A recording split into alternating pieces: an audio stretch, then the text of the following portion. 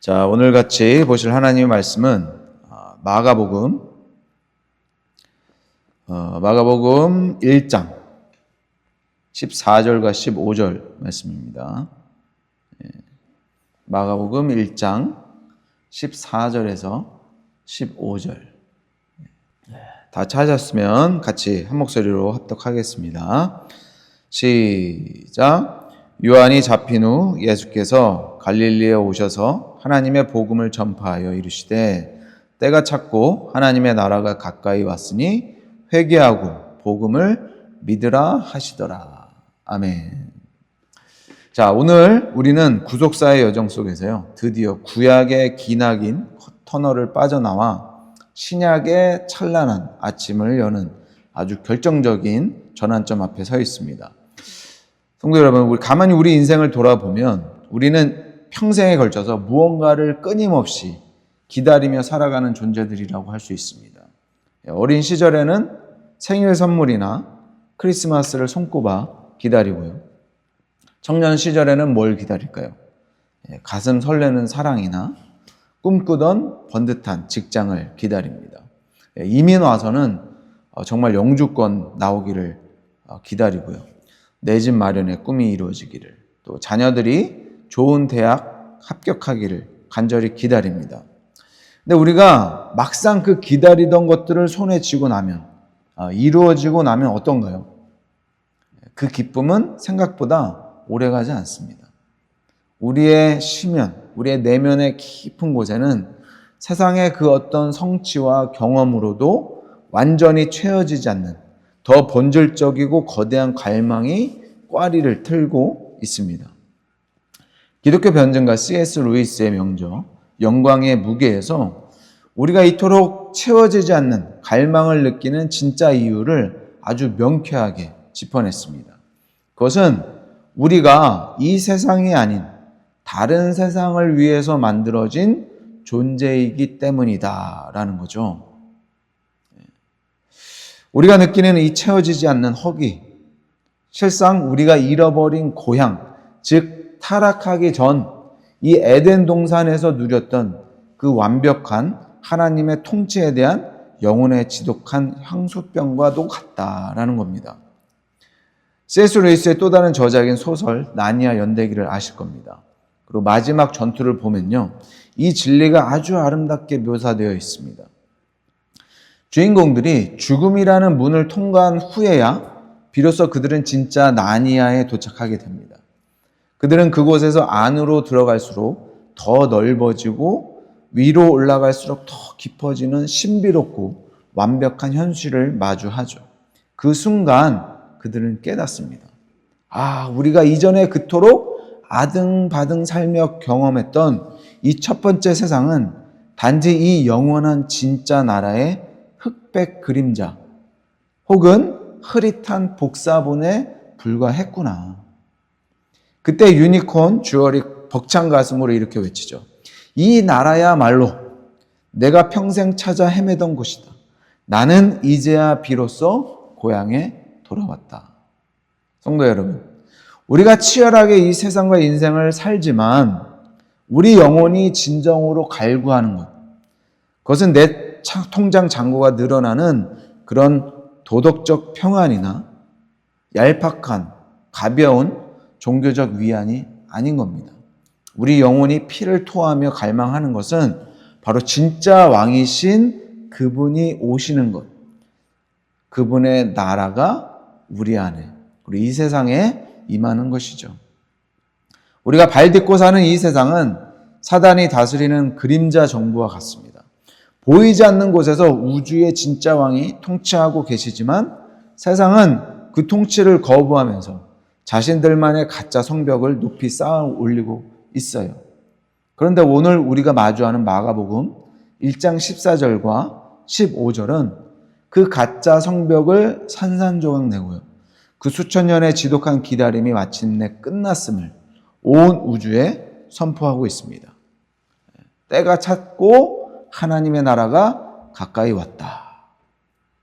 예수님의 이 첫 선포는요, 인류 역사라는 긴 연극 속에서 단순히 무대의 막 하나가 바뀌는 그런 가벼운 순간이 아닙니다. 아예 기존의 극장을 다 허물어버리고 완전히 새로운 극장이 지어지고 있음을 알리는 장엄한 선언인 것이죠.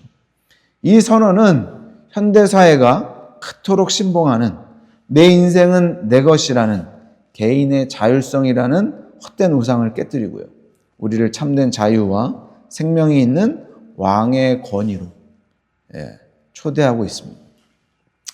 여러분들 1939년 영국 왕 조지 6세가 나치라는 거대한 악의 세력에 맞서서 온 국민을 결집시키기 위해서 라디오 연설을 했었죠. 그때 떨리는 목소리는 절망에 빠진 국민들에게 전쟁을 이겨낼 새로운 시대의 희망이 되었습니다. 그러나 오늘 본문의 예수님은 인간 왕의 연설과는 차원이 다른 인류를 억누르던 죄와 사망의 세력을 완전히 짓밟아버리는 역사상 가장 위대한 왕의 연설을 시작하십니다. 아이러니한 것은 이 위대한 왕의 장엄한 연설은 화려한 빵빠르와 같이 시작되지 않았다는 것입니다. 우리는 복음이 가진 충격적인 역설을 여기서 마주하게 됩니다. 하나님 나라의 복음은요, 세상의 화려한 중심부가 아니라 인간의 절망과 어둠이 가장 짙게 깔린 변방에서 시작되었습니다. 오늘 본문 14절을 다시 한번 보겠습니다. 요한이 잡힌 후 예수께서 갈릴리에 오셔서 하나님의 복음을 전파했다. 기록하죠. 마가는요, 예수님의 공생애가 시작되는 역사적인 시점을 요한이 잡힌 후라는 아주 어둡고 위태로운 표지로 엽니다. 여기서 잡혔다라는 헬라어 표현은요, 파라도토나이라는 이 헬라어는 단순히 감옥에 갇혔다라는 뜻을 넘어서 적들의 손에 넘겨졌다라는 아주 무서운 의미를 지니고 있습니다. 세상 권력인 헤롯 왕이 구약의 마지막 선지자이자 예수님의 길을 예비하던 침례 요한의 목을 베기 위해서 감옥에 가두고 그 입을 틀어막아 버린 것이죠. 인간적인 눈으로 볼 때는요, 이것은 철저한 비극이고 사역의 절망적인 실패처럼 보입니다. 아니, 메시아의 길을 예비하던 위대한 선지자, 그 침례 요한이 저렇게 허무하게 세상의 권력에 넘겨지다니 하나님의 나라는 이제 실패한 것 아닌가, 그런 생각을 하게 되는 거죠. 하지만 여러분, 구속사의 거대한 지도 위에서 볼 때 이것은 결코 실패가 아니었습니다. 헤롯이라는 썩어질 세상 권력이 인간 선지자의 목소리를 침묵하게 만들 때 하나님께서는 결코 침묵하지 않으셨습니다. 오히려 선지자의 목소리를 넘어서 아예 가장 거대하고 완벽한 목소리, 곧 말씀 자체이신 예수 그리스도를 역사의 전면에 등장시키신 것이죠. 요한의 투옥은 구약의 그림자였던 준비의 시대가 끝이 나고 마침내 예수 그리스도를 통한 성취의 시대가 도래했다라는 것을 알리는 필연적인 전환점이었던 거죠. 강력하고 맹렬하게 어둠을 뚫고 침투에 들어온다는 사실을 명백히 보여주고 있는 것입니다. 세상의 어둠이 짙을수록 하나님의 빛은 더 강력하고 맹렬하게 어둠을 뚫고 들어옵니다. 그리고 예수님이 이 복음의 빛을 들고 오신 그 거점이 어딘가요? 권력의 중심지인 로마의 궁전이 아니었습니다. 종교의 중심지였던 예루살렘의 화려한 성전도 아니었죠. 어디예요? 바로 갈릴리. 여러분들, 당시 예루살렘의 콧대 높은 종교 엘리트들에게 갈릴리는 이방인의 피와 풍습이 섞인 불결하고 천박한 변방이었고요. 냄새나는 어부들만 모여 사는 총구석으로 취급받았습니다. 그러나 예수님께서 그 척박한 갈릴리를 사역의 베이스 캠프로 선택하신 것은 결코 우연이 아니었죠. 이사야 선지자는 이미 700년 전에 이렇게 예언했습니다. 전에 고통받던 자들에게는 흑암이 없으리로다. 이방에 갈릴리를 영화롭게 하셨느니라. 흑암에 행하던 백성이 그 큰 빛을 보고 사망의 그늘질 땅에 거주하던 자에게 빛이 비치도다. 이사야 9장 1절과 2절 말씀입니다.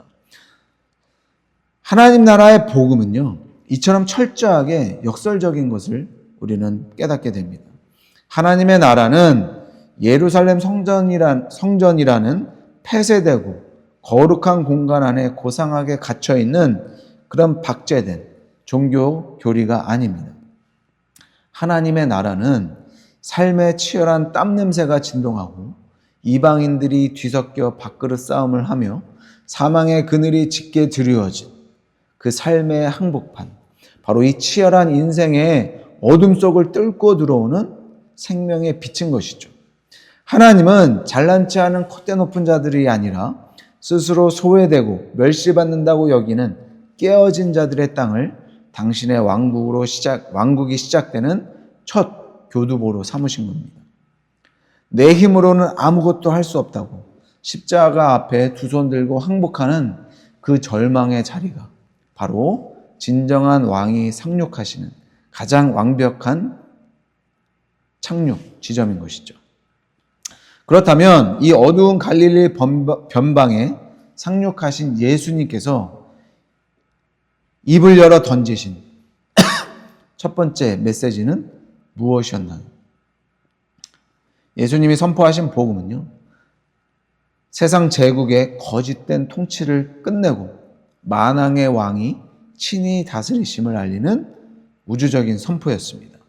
15절을 한번 볼까요? 이르시되 때가 찼고 하나님의 나라가 가까이 왔으니 회개하고 복음을 믿으라 하시더라.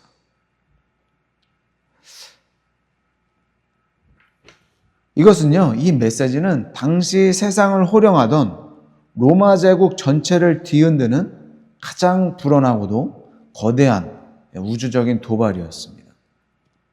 먼저 예수님은 때가 찼다라고 외치시죠. 여기서 때에 해당하는 헬라어는 그냥 속절없이 흘러가는 물리적인 시간을 뜻하는 당시 시간을 의미했던 크로노스가 아니었습니다. 하나님의 구원 계획과 의지가 개입해서 역사의 질적인 변화를 일으키는 결정적이고 전략적인 은혜의 타이밍을 뜻하는 카이로스였죠.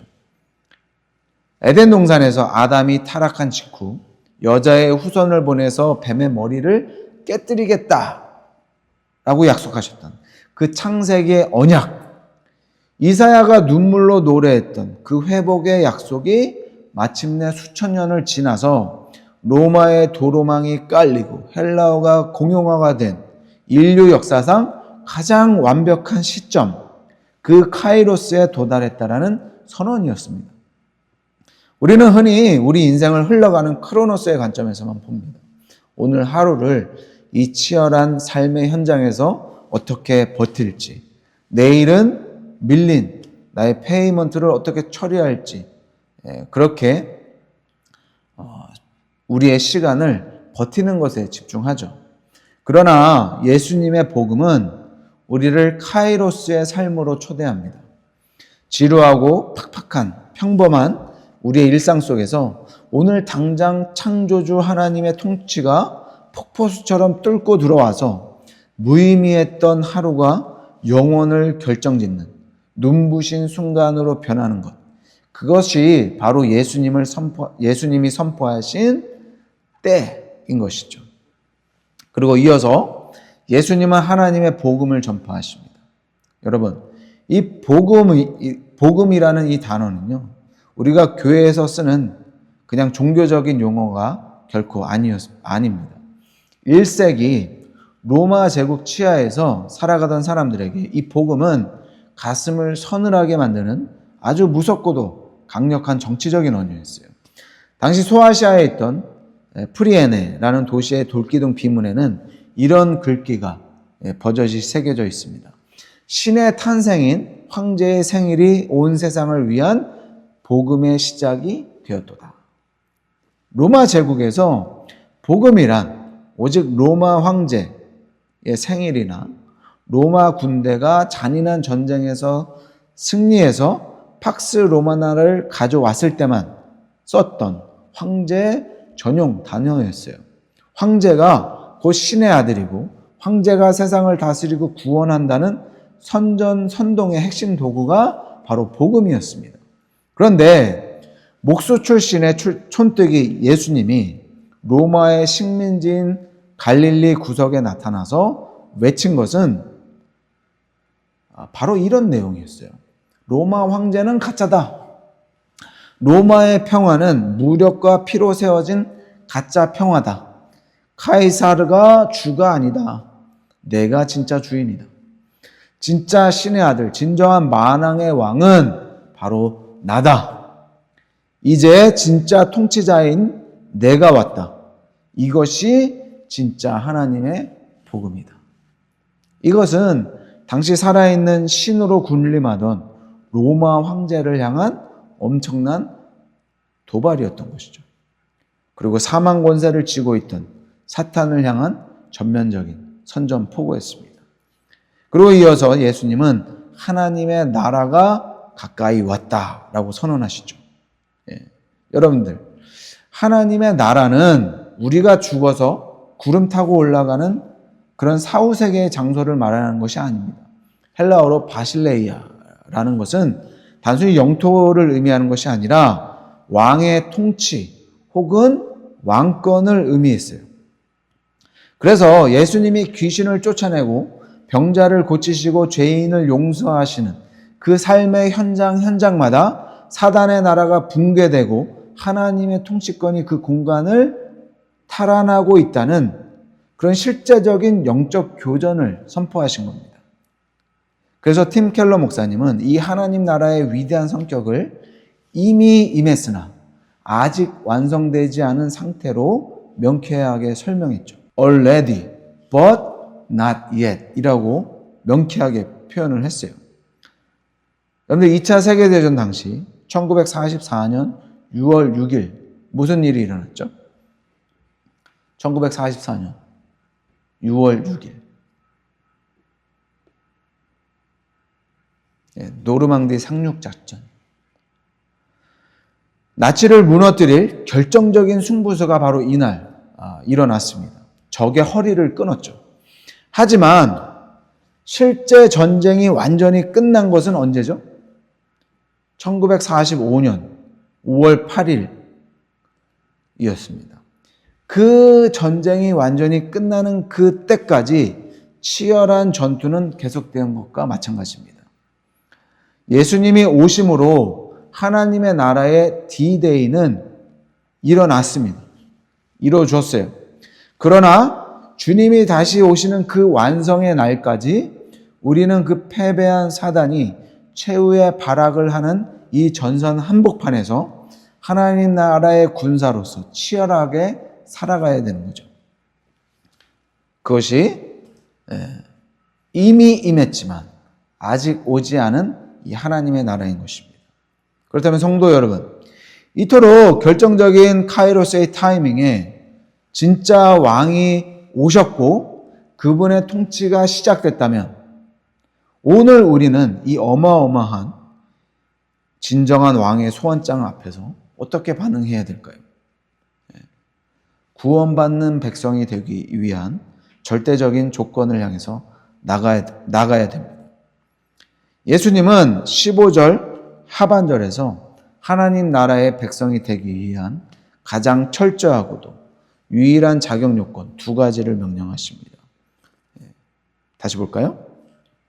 이르시되 때가 찼고 하나님의 나라가 가까이 왔으니 회개하고 복음을 믿어라. 여러분들, 회개하고 복음을 믿어라. 이것이 하나님 나라의 백성이 되는 가장 철저하고 유일한 자격 두 가지입니다. 여러분들, 이 두 명령은 시간 차이를 두고 일어나는 별개의 사건이 아닙니다. 이것은 마치 동전의 양면과 같다라고 얘기할 수 있어요. 먼저 회개하라는 명령을 보세요. 회개로 번역되는 헬라어 메타노니아는 우리가 흔히 생각하는 감정적인 눈물이나 어제 거짓말해서 죄송합니다 라고 말하는 그런 도덕적인 반성을 훨씬 뛰어넘는 개념이에요. 어원상 마음을 바꾸다 혹은 생각의 근본적인 방향을 고치다 라는 뜻을 지니고 있습니다. 찰스 스윈덜 목사님은 이 회개를 가리켜서 죄에 대해서 슬퍼하는 것뿐만 아니라 그 죄로부터 완전히 돌아서서 하나님을 향해 걷기 시작하는 의지적이고 혁명적인 결정이다 라고 정의를 하셨어요. 그렇습니다. 우리 삶에서 진짜 회개란 내가 내 인생의 보좌에 앉아서 내 마음대로 통치하던 자기 중심성의 나라에서 완전히 벗어나는 것, 탈영하는 겁니다. 지금까지 내 인생, 내 비즈니스, 내 성공, 내 자녀, 내 자존심에 왕노릇하던 그 삶의 방식을 중단하고 예수님을 내 삶의 진짜 주인으로 모시는 영적인 통치권 이양이 바로 회개인 것이죠. 이것은 결코 낭만적이거나 쉬운 과정이 아닙니다. 무척이나 고통스럽고 아픈 과정일 수 있어요. 그리고 C.S. 루이스의 소설 나니아 연대기에 나오는 탐욕스러운 소년 유스티스를 여러분들 기억하시나요? 그는 금은보화를 탐내다가 흉측한 용으로 변해버립니다. 그리고 사자인 아슬란, 그러니까 예수님을 상징하는 그 아슬란이 다가와서 유스티스의 그 두껍고 징그러운 용의 껍질을 날카로운 발톱으로 깊이 찔러서 벗겨내죠. 유스티스는 심장이 찢어질 듯한 끔찍한 고통을 느끼지만 그 껍질이 완전히 벗겨져 나간 후에야 비로소 맑은 물에 씻겨서 진짜 소년으로 다시 태어나게 됩니다. 이것이 회개입니다. 돈과 성공이라는 비늘로 뒤덮인 우리의 그 딱딱한 자아의 껍질, 내 힘으로 스스로 통치하려던 그 자율성이라는 이름의 껍질을 그리스도의 말씀 앞에서 찢겨지고 벗겨져야만 우리는 진짜 생명이 있는 사람다운 삶을 살 수 있는 것입니다. 두 번째로 예수님을 복음을 믿으라 라고 명령하시죠. 믿으라라는 헬라어 피스테우어는요, 역시 현대인들이 오해하는 것처럼 그저 머리로 성경의 교리를 이해하고 고개를 끄덕이는 그런 지적인 동의를 뜻하지 않습니다. 1세기 로마 제국의 맥락에서 믿음은요, 곧 예수 그리스도께 나의 전 존재를 내어가는 신뢰이자 충성이었습니다. D.A. 칼슨 박사는 이 믿음이 철저히 은혜에 근거한 반응임을 강조하죠. 우리가 무언가 훌륭한 공로를 세워서 하나님 나라의 시민권을 따내는 것이 아니에요. 왕께서 친히 적진에 뛰어들어서 피 흘려 이루어 놓으신 그 복음을 전적으로 신뢰함으로 신뢰하고 믿는 것이죠. 우리는 믿음에 대해서 이야기할 때 영국의 위대한 기독교 작가 존 로널드 루엘 토킨의 명저 반지의 제왕, 왕의 기한에 나오는 가슴 벅찬 장면을 떠올리게 됩니다. 기나긴 전쟁 끝에 숨어있던 진짜 왕 아라곤이 마침내 왕으로 복귀해서 성에 들어올 때 그는 칼을 휘두르면서 권력을 과시하지 않았습니다. 그는 전쟁으로 상처 입고 죽어가는 백성들에게 다가와서 아셀라스라는 약초로 그들의 상처를 어루만지고 치유하죠. 그때 백성들은 진짜 왕의 손은 치유하는 손이다 라고 외치면서 그가 진짜 왕임을 알아보고 엎드려 경배합니다. 성도 여러분, 우리의 믿음이 바로 이와 같다는 겁니다. 세상의 가짜 왕들, 돈과 권력은 우리를 착취하고 병들게 하지만 우리 삶에 찾아오신 진짜 왕 예수 그리스도의 손은 우리 영혼에 치유하는 손, 생명을 살리는 손입니다. 우리의 믿음은 지금 내 눈앞에 펼쳐진 인생의 팍팍한 현실보다 세상이 여전히 캄캄해 보일지라도 치유의 손을 가진 진정한 왕께서 이미 승리하셨고 지금 나를 다스리고 계신다라는 이 엄청난 실제에서 내 인생에 닻을 내리는 것이죠. 여기에 우리 침례교회가 목숨을 걸고 지켜온 위대한 영적 유산 하나가 빛을 발합니다. 바로 영혼의 자유이죠.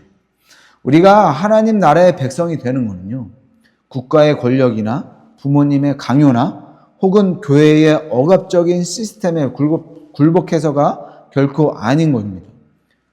우리 진정한 왕이신 압도적인 아름다움, 나 같은 죄인을 살리기 위해서 하늘 보좌를 버리고 적진에 상륙하신 그 왕의 은혜에 뼈저리게 매료되어서 내 스스로 자발적으로 기뻐하며 그분의 통치 아래로 걸어 들어가는 것, 이것이 바로 우리 침례교인들이 고백하는 참된 복음적 믿음인 것이죠. 여러분들, 우리는 이 아름다운 치유의 손을 가진 왕, 도대체 어떤 방식으로 이 사단의 세력을 꺾고 자신의 나라를 완성하셨는지를 우리는 또 주의 깊게 봐야 됩니다. 우리 예수님께서는 세상의 제국들처럼 무자비한 칼과 창으로 이 나라를 완성하지 않으셨어요. 여기서 복음에 가장 눈부시고 역설적인 대관식이 거행됩니다. 마가가 전하는 이 예수님의 첫 일성은 우주를 뒤흔드는 장엄한 승리의 선포였지만 놀랍게도 그 구원의 길이 향한 최종 목적지는 화려한 금빛 왕자가 결코 아니었습니다. 그것은 예루살렘 성문 밖 골고다 언덕에 세워진 가장 수치스럽고 잔혹한 사형틀 나무 십자가였던 것이죠. 세상 모든 제국과 세상의 모든 왕들은요, 예외 없이 백성들을 짓밟고 그들의 피와 땀을 착취해서 그들의 권력을 유지합니다. 그러나 하나님 나라의 왕은 전혀 달랐습니다. 그분은 반역하고 도망친 백성들을 살려내기 위해서 칼을 뽑아드는 대신 친히 십자가에 올라가서 자신의 물과 피를 한 방울도 남김없이 다 쏟아 부어 주셨습니다. 왕이 백성을 희생시킨 것이 아니라 왕이 백성을 위해서 자기 목숨을 대속물로 내어 던지신 것입니다. 하나님의 나라가 가까이 왔다라는 이 갈릴리 첫 선언은 골고다 십자가 위에서 외치신 다 이루었다라고 외치신 이 피 맺힌 절규로 완벽하게 성취되었습니다. 예수 그리스도는 십자가에서 우리의 모든 반역의 죄를 대신 짊어지셨고 사단의 머리를 깨뜨리시며 가장 무서운 적이었던 죽음을 죽이심으로 진정한 통치를 시작하셨습니다. 그분의 부활은 이 하나님의 나라가 단지 마음속의 평안이나 뜬구름 잡는 철학이 아니라 죽음의 권세를 완전히 박살낸 엄연한 우주적인 실제임을 증명한 가장 완벽한 승리였습니다. 오늘 여러분, 과연 어떤 나라의 법을 따르며 살고 계십니까? 신학자 리처드 보컴은요, 현대인들이 내 인생은 내 것이라고 외치는 이 자율성의 감옥에 갇혀 있다라고 경고했습니다. 우리는 누구에게도 간섭받지 않는 것이 자유라고 착각하지만 하나님을 거부한 그 자리는 결국 돈의 노예, 명예의 노예, 자녀 성공의 노예라는 또 다른 잔혹한 폭군들에게 지배당하는 지옥이 될 뿐이에요. 물고기가 물속에 있을 때에만 가장 자유롭듯이 인간은 우리를 창조하신 왕의 통치 아래 항복할 때에만 비로소 진정한 자아를 발견하고 숨을 쉴 수 있는 것입니다. 여러분들, 오늘 성경은, 하나님의 말씀은 우리에게 선포하십니다. 진정한 왕이 도착하셨다. 진정한 해방의 복음이 시작되고 선포되었습니다. 그분은 지금 여러분의 굳게 닫힌 마음의 문을 두드리며 말씀하세요. 때가 찼다. 내가 너의 깨어진 삶을 회복하고 너의 피눈물을 닦아주며 너를 영원한 샬롬으로 초대하기 위해서 이 땅에 왔다. 이제 너를 갉아먹는 그 헛된 세상의 주인들을 미련 없이 버리고 나를 너의 유일한 생명이자 진정한 왕으로 영접하라.